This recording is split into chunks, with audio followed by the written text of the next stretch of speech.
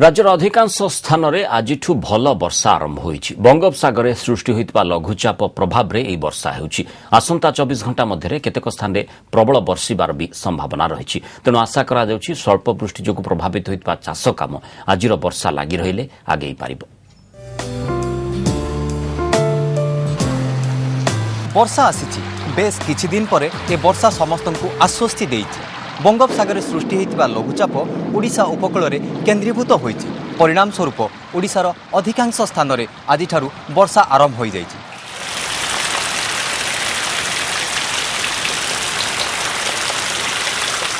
किछि दिन हजि जाइथिबा वर्षा आज पुणी फेरिछि।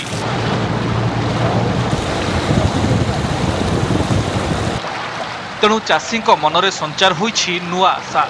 असह्य गरम और गुळुगुळी सिझुथिबा लोक भी आश्वस्त होइछन्ति। उत्तर पश्चिम बंगोपसागर में सृष्टि होइथिबा लघुचाप आज मध्य उत्तर पश्चिम बंगोपसागर एवं एहा संलग्न ओडिशा तथा पश्चिम बंग उपकूल अंचल में केन्द्रीभूत होइछि।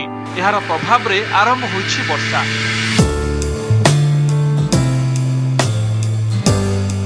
Slightly near to the coast रोची जोटा कि हम कहूँ उत्तर पश्चिम बंगोपसागर ताकपाक ओडिशा और पश्चिम उपकूल रोची ता प्रभाव में आसना 24 घंटा ओडिशा अधिकांश स्थान में वर्षार संभावना रोची।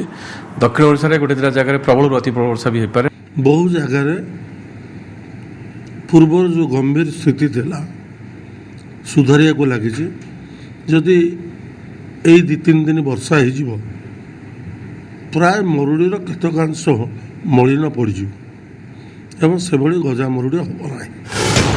एबे देखंतु किछि दिन धरी भल वर्षा नहेबारु चाषर स्थिति केमिति। केउठी धान गजा होइथिले भी पानी बिना मुंड टेकी पारिनी। आउ केउठी तळी पड़ी रहिथिबा जमी फाटी आ करछि।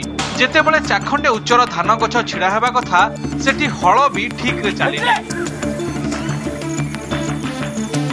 सारा राज्य रे स्थिति एभली।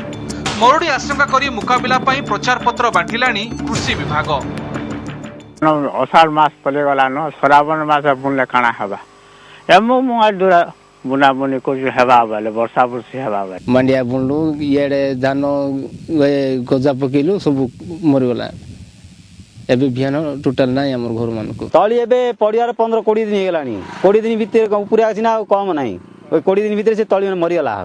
राज्य में जून मासरे 57% कम वर्षा होइथिबा बेले चलित जुलाई मासरे एबे सुधा जेतिकी हेबा कथा ताठारु यथेष्ट कम वर्षा होइछि। तेणु आज आरंभ होइथिबा वर्षा दिने 2 दिन धरी भलरे नहेले स्थिति पुणी असंभाळ होई पड़िबो। Bureau report OTV.